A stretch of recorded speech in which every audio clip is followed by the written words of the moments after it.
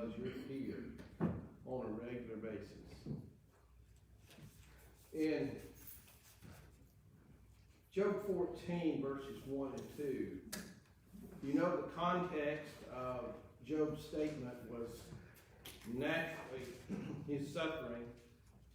And he says, man who is born of woman is short-lived and full of turmoil. Or, as other translations say, man who is born of woman is but a few days and full of trouble. And sometimes we just want to leave that with Job. But you know and I know if you live for very long, life has its troubles. But this coronavirus is a different thing. None of us have ever experienced anything like this before. I think the last time a pandemic like this was 102 years ago. And someone recently showed a picture of a sporting event of people sitting spaced out back then wearing some kind of mask. And I said, well, some things just don't change, do they? We do have a little better ways of preventing the spreading of it, but some people don't listen to that, unfortunately. But 105,000 people have been, they've said, have died in this country from corona. That's just the United States. But I think about it, and I think about how it has affected the church, and I think of Psalm 142 in verse 1, where David said, I was glad when they said to me, let us go up to the house of the Lord. Psalm 133 in verse 1, the psalmist says, how good and how pleasant it is for brethren to dwell together in unity. When I was preparing the lesson for this morning, I had polled certain people and asked them what they might share about their experience during this time. And everyone that I spoke to, that I got a response from, is Christian. And I really wanted a Christian perspective. And I got several answers. And I may have gotten some that somehow did not make it into my notes because I started this about a month ago. But I wanted to share some of these thoughts this morning and think how this has affected people, because I only look at it from my perspective. And you only look at it from yours, and you probably will share some of these same sentiments that others have during this time. You know Brother Mike Hickson, who did our gospel meeting a couple of years ago, he and his co-worker Jared Rhodes have been doing Facebook Live Bible lessons regularly since this started. And I've done some of that, but I know that they and others have taken advantage of this opportunity to use modern technology and the internet to keep teaching God's Word. And I don't know of anything better that you could do for other folks other than pray for them, but to share the message of the gospel. The internet has a lot of things on it we need to avoid. But it's so useful and powerful for God when it's used in a good way. Steve Jones, one of our members here, he texted me and he made a response that the pandemic reminded him of the uncertainty of life and how that man needed to trust God. And he cited James chapter 4, verses 13 through 15, and you're probably familiar with that text where James is talking to people about making plans for their lives without including God. And James is very straightforward in nearly everything he writes in his letter. And he says, come now, you who say today or tomorrow we'll go to such and such a city, and we're going to spend a year there. We're going to engage in business and make a profit. Now, in and of itself, nothing wrong with that. He says, yet you do not know what your life will be like tomorrow. How many of you know what your life will be like this afternoon? Nobody. But then he talks about the brevity of life. He says, you're like a vapor that appears for a little time and then it vanishes away. So, you don't know what's going to happen. And you're not going to be here that long. And so instead you ought to say, if the Lord wills, we will live and also do this or that. What are you telling us, James? What was Brother Steve's interest here? That we make sure we include God in what we plan to do. And pray about it, of course. And James says, and he's implying, if you don't do that, you are boasting in your arrogance, and all such boasting is evil.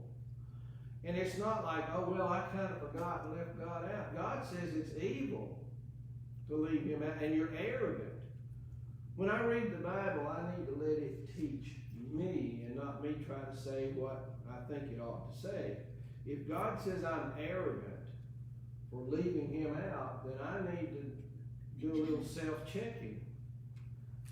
So another friend of mine who lives in Chattanooga, who has been on several medical campaigns, evangelism campaigns with me to Central America, Brother Ed Perry, he's a very spiritually minded man.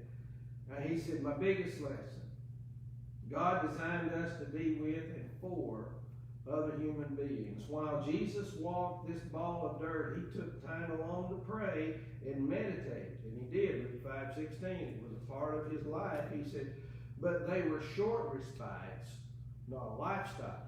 I mean, he didn't spend all his time in private prayer. He says, when I spend too much time alone, I tend to focus inward. I need to be involved in the lives of other saints for support and involved in the lives of sinners to bring them towards God. I can't do that holed up in my house or yard, or church building for that matter. And I was thinking about what Brother Eddie was saying. There's certainly we need to gather to worship, but the sinners are not in here.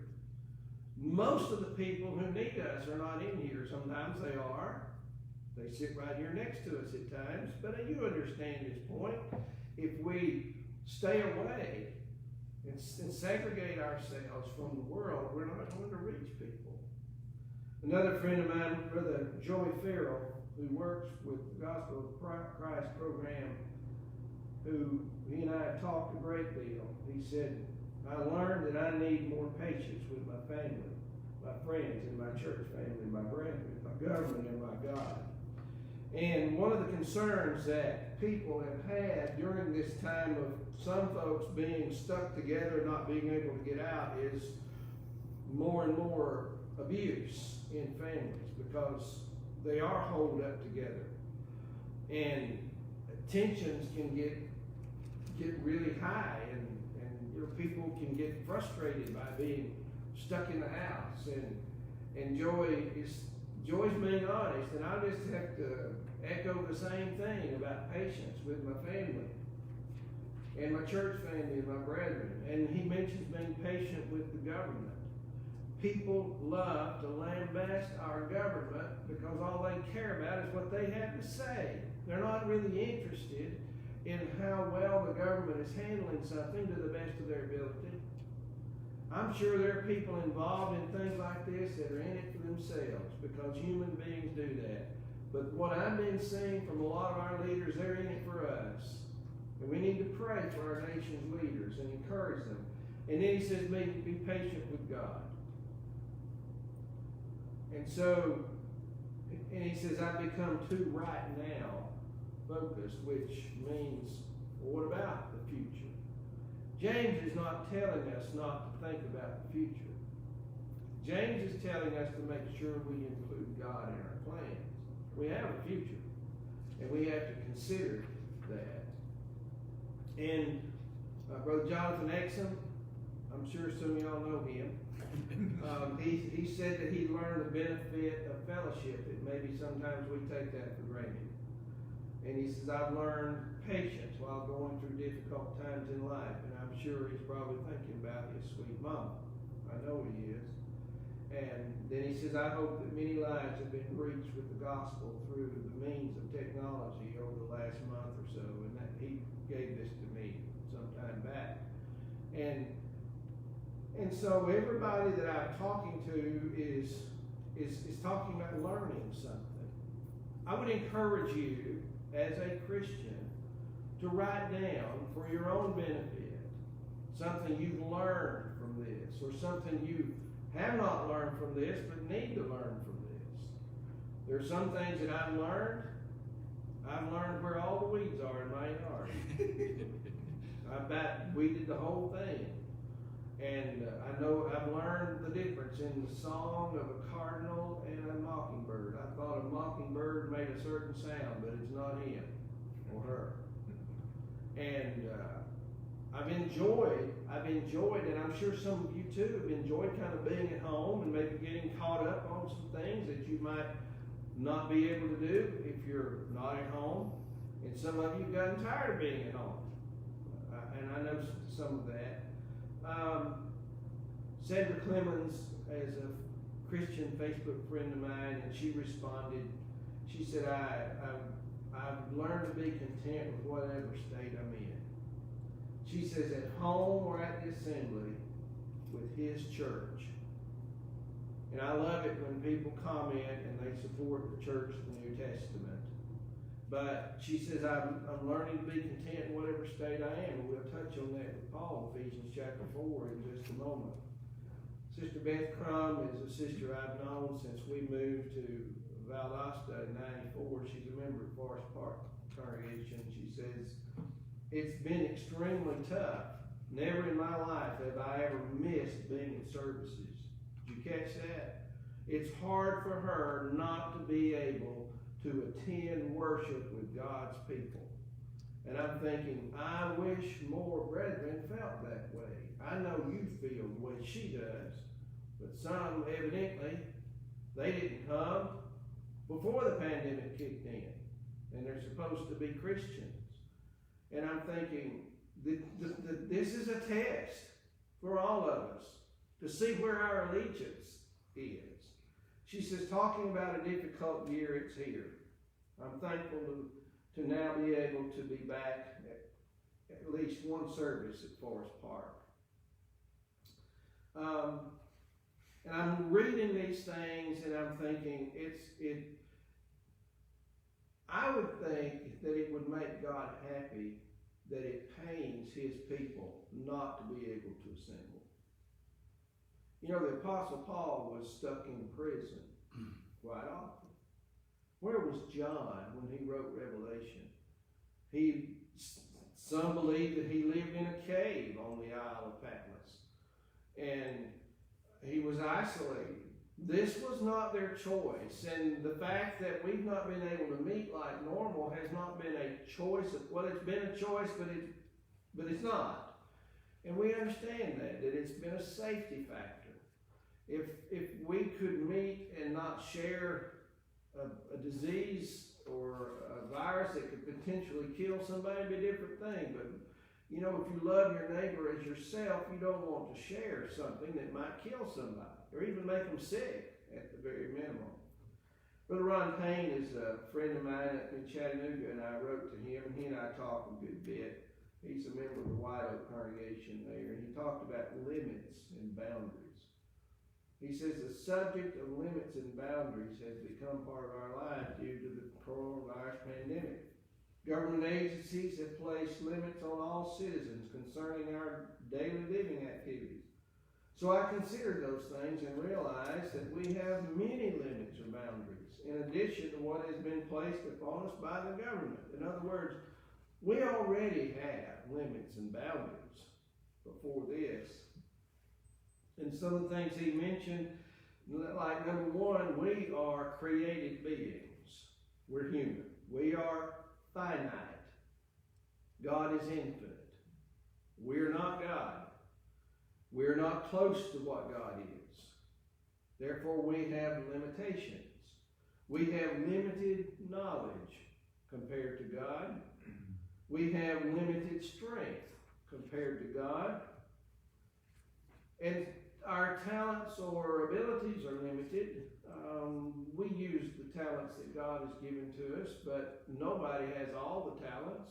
Some of us have some of us have others. Then he talks about the importance of life-sustaining elements like food, water, air, and nutrients. And I'm assuming he's saying, we need that. We have to have that. Last time I checked, I needed air. And it comes from God. And the last time I checked, I needed food. And I need water. And I need nutrition. And sometimes I need medicine. I am a needy being, dependent upon a God who can sustain us. Then he talked about the weather, like weather problems, poisons, dangers from other humans, and then influence from other people. And he's saying we're limited. He says God created man and gave him the ability or freedom to make choices, and in effect do whatever he wants to. God has also established limits or boundaries relative to the future of man. God has declared that there are two options: everlasting life, the God of the spiritual realm, if we live within the limits or boundaries that he has established as prerequisites for this option. Well, we know what Jesus said about who's going to heaven: those who do the will of the Father, Matthew 7:21. And then there's the warning of everlasting punishment. We have freedom of choice, but God has the right to say who's going where when we die. But we have the right to decide on which one of those destinies is ours. And so we are limited in the sense that we must do what God says if we want to be where God is. And so we already had limits and boundaries. I have found that the people I talk to who understand that from a biblical perspective do not have a problem with that at the grocery store or a restaurant or anywhere else. Some people get very upset about this because they don't like being told what to do. Well, I'm sorry, it's for our own good that God tells us what to do. And it is for our own good in some of these businesses that people tell us what we should not do. And yet, Brother Ron goes on to say some people seem to always want to go beyond established limits or boundaries. And they even want to go outside them, and they feel like they deserve the benefits for those who stay within the boundaries.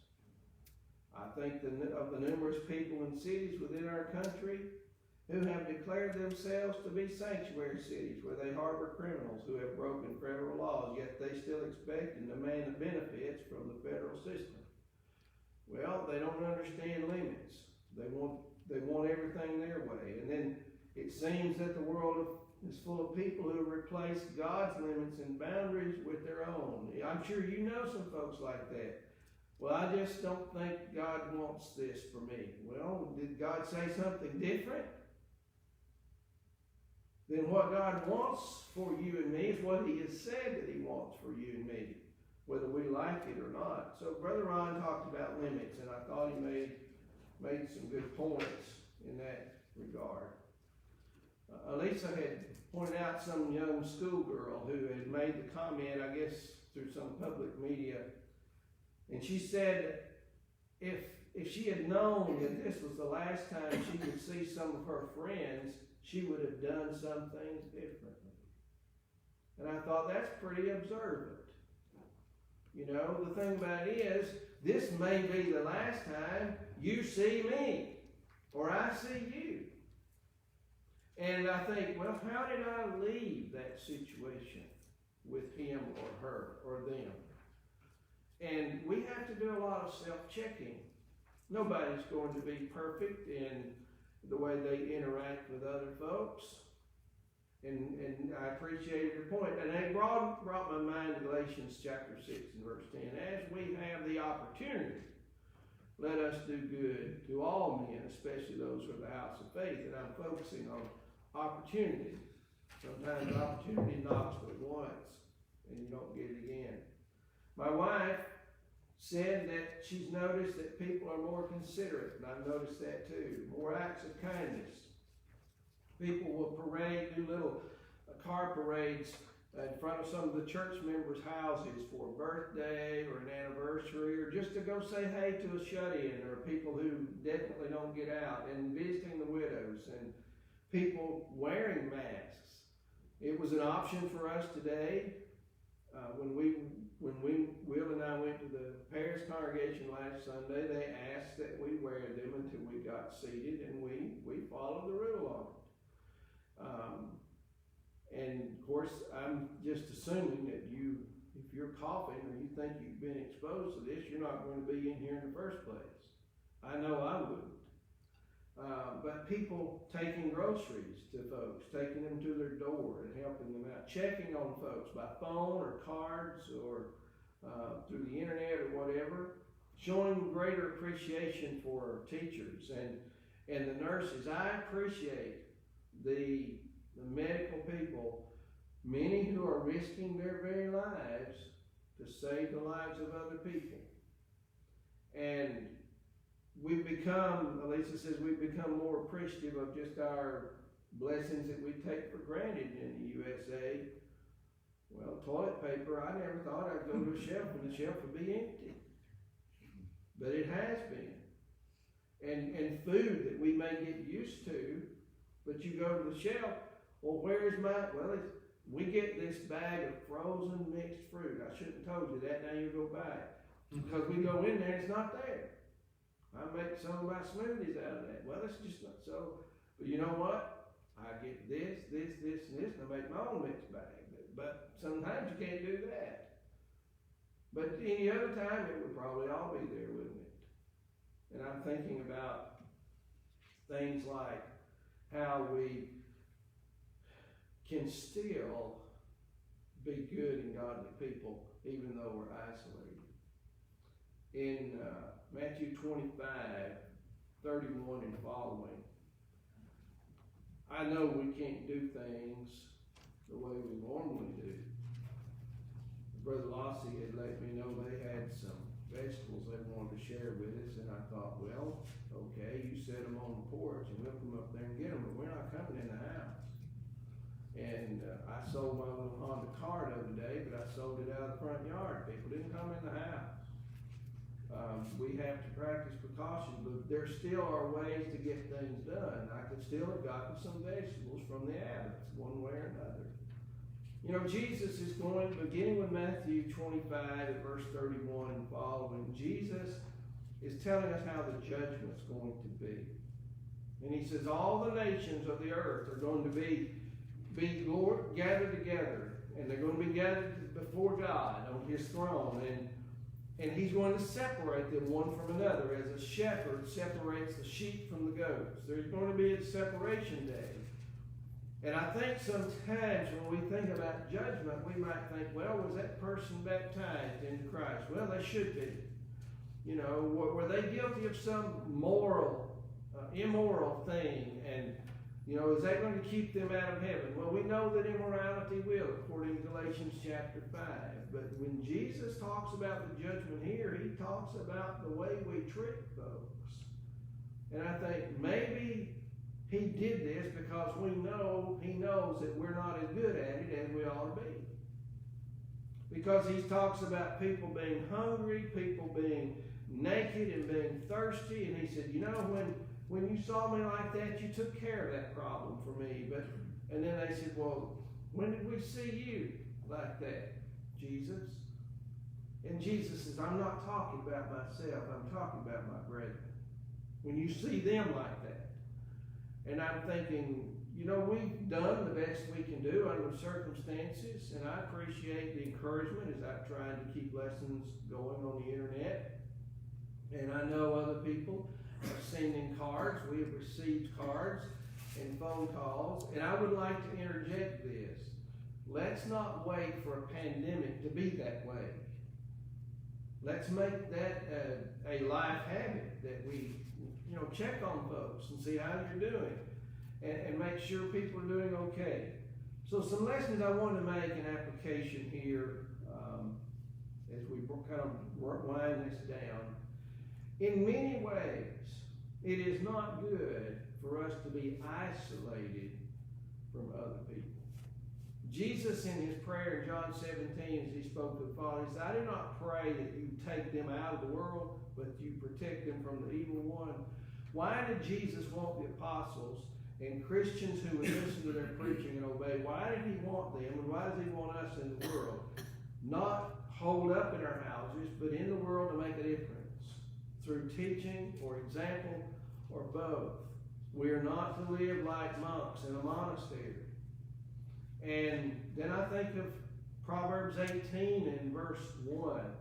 He who isolates, New King James Version says, he who isolates himself seeks his own desire. In other words, people that stay away from everybody, they're seeking themselves. And he quarrels against all sound wisdom. It's not good to spend a lot of time by yourself, Solomon says. Now, there's nothing wrong with that occasionally, but it's not good to be a hermit. And one of the reasons is we need other people. In Proverbs 17:17, Solomon said, a friend loves at all times, and a brother is born for adversity. What do you mean, Solomon? We need each other during difficult times. We need friends from others. And the only way to do that is to be together. And even though we might have during this time and other times, I think about the Jews when they were being persecuted. Isaiah wrote it in Isaiah 41:10. It's a context of persecution. I think about the Apostle Paul. I think about John being isolated and Paul and Silas being in prison and Timothy being fearful. In Isaiah 41:10, God says, do not fear, for I am with you. Do not anxiously look about you, for I am your God. I'll strengthen you. Surely I will help you. Surely I will uphold you with my righteous right hand. In other words, there are times when you're forced to be alone, but God doesn't desert his faithful. He'll be with us. And I will have to say that I spent more time in prayer and meditation by being, and you got to turn these things off. Well, the bigger ones. Sometimes you got to turn that off and get in connection with God and get his word out. But I'm thinking that one of the reasons we need to be together from a biblical perspective is because how do you share one another's burdens and joys? How do you practice Romans 12:15? To rejoice for those who rejoice and weep for those who weep. Well, because, oh, did you hear what so-and-so told me yesterday at church service? No, I didn't hear that. Well, it's a wonderful thing. Well, you probably wouldn't know that if you didn't assemble. Or did you know what so-and-so's going through? Or maybe that person tells you, because you see, there is value in being together and hearing one another. How do we do Galatians 6 and bear one another's burdens and fulfill the law of Christ? If we don't know what they are, how do we rejoice with those who rejoice if we don't know what they're rejoicing about? And I think about James 5 and verse 16. Confess your faults one to another and pray for one another that you may be healed. Well, I can't pray for you, or you can't pray for me, or I can't confess my faults, or vice versa, if we're not together. I can't tell you something that when we're not together. And there are times for that, else the scripture wouldn't have it. That's a public proclamation, by the way. Then I think about our singing. We have done our little worship from the patio, and then others have, maybe listening to worship from another congregation and then the singing, but it's not the same as being in here. It's just not. There's something about being together and putting into practice Ephesians 5:16 and Colossians 3:16 as we sing to one another.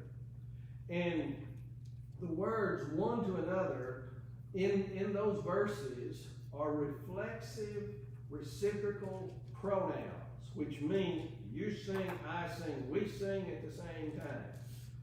And so, but why does God do that? Well, it glorifies him, but certainly it benefits you and me, especially when we focus on the words.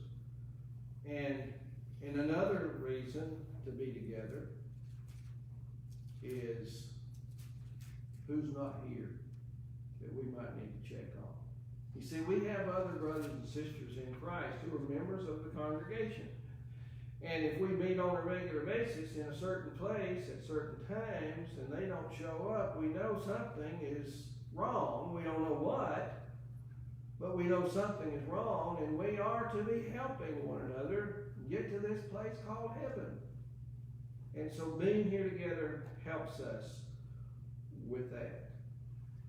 And then thinking of contentment, Paul had to write this from prison in Philippians 4:11-13. Not that I speak from want, for I have learned to be content in whatever circumstances I am. I know how to get along with humble means, and I know how to live in prosperity. In any and every circumstance, I have learned the secret of being filled and going hungry, both of having abundance and suffering need. I can do all things through Christ who strengthens me, or Him who strengthens me. In other words, what has helped some people get through this? Contentment. It could be worse. I have let people know, as far as I know, nobody in this congregation has gotten the virus. As far as I know, none of the members of this congregation have. There are cases in this county, there have been in Lowndes County, no one here. But I was thinking about the importance, though, of being together. One of the reasons we ought to be together is because God said so. I believe that's Hebrews 10:25. We're not to forsake the assembling of ourselves together. Look at verse 24. One of the reasons that we are together, other than worship God, is to stir one another up to love and good works. Now, you can do that to a degree through a telephone call or through social media. But it's a lot different when you're together and you're live and in person. And how many of you would say amen that we need to be stirred up to love and good works? And so it's more to say, well, you know, God says I have to go to church. I won't ever say that. I want to go. There was a time I didn't want to go. I want to be here. And I want to be here to glorify Him and for you to help me and for me to help you. An elder friend of mine is an elder at the Olive Branch Church in Olive Branch, Mississippi, and he and I talk a great deal. And I said, Brother Billy Sasser is his name. I said, share something with me about your concern as an elder during this time of this pandemic. And this was way back when it started. He said, so he wrote to me, and he wrote Matthew 14, verses 30 and 31. Matthew 14, 30 and 31. You remember, Peter is in the boat and sees Jesus walking out on the sea. And Peter wanted to go out there. He said, Lord, I'm going to come out there. I'm paraphrasing, and then paraphrasing again. Well, come on. So he gets out and he walks on the water. But what makes him sink? Is it the fact that he can't swim? No. Why did Peter sink? Was it because the Lord didn't have the power to keep him, to go against the law of gravity and let him walk on water? No. What made him sink was fear. And he looked about, he saw the winds and all the storm, and he quit focusing on the Lord, and he sank. There are people, Brother Billy says, as an elder, as a shepherd, and I've talked to him a lot, and I know he cares about the members of that congregation. He said, I'm afraid that some people are going to allow this of not assembling to become a habit. And he's genuinely concerned. And I think, well, I've had that concern too. Now, if they had the habit before, nothing has changed. But the question comes to this, and then the lesson will be yours this morning. Why would it become a habit for somebody once they were said, well, we don't have to meet? Why would that become a habit not to do that anymore? I can't read minds. I can't read hearts. Jeremiah says God can do that. But I do know this, something is missing already. Something's missing already. You see, a failure to attend is a symptom of something deeper. They may be sick. But if they're not sick, there's not something tragic going on in their life. Something is already missing. And I think what keeps you and me spiritually afloat when we're separated is the same thing that keeps us afloat when we're here. And it's a love and trust for God, no matter what happens. So I'm thankful. I'm like David. I was glad when they said to me, let's go to the house of the Lord. Now, he was talking about the temple. The house of the Lord today is huge. And I'm so glad to see all of you. I really am. And I'm going to express the same thing that others have said. I've missed you. And we'll do this the best we can until this pandemic settles down. But thank God for your commitment this morning. If there's someone here who needs to respond to the Lord's invitation, if you understand the need to obey the gospel by hearing, believing, confessing Christ, repenting, and be baptized for remission of sins, that's something to seriously take into consideration. As far as I know, everyone in the room here has done that. But there may be others. You say, I've been weak. I haven't been here at what I ought to be, and I need the prayers of my brethren. We are not so socially distanced that we can't take care of that one way or another. The church and the Lord's Word doesn't stop just because of some little distancing issue. So if you have a need to respond to Christ, please do so